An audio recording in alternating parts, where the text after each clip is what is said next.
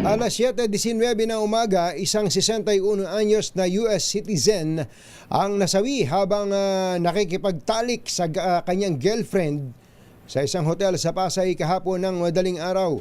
Naisugod pa sa San Juan de Dios Hospital ang biktima na itinago sa pangalang Greg. Si Greg? Pambihira kang Greg, oh.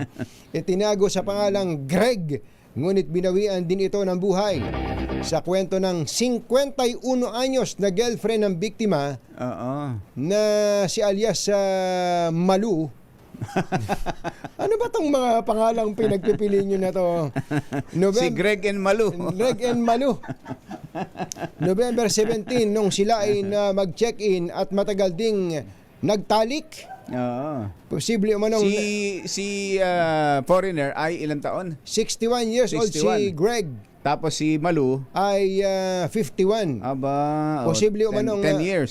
Posible umanong napagod si Greg dahil kaagad itong nakatulog hanggang sa mapansin ng babae na parang hindi na ito gumagalaw.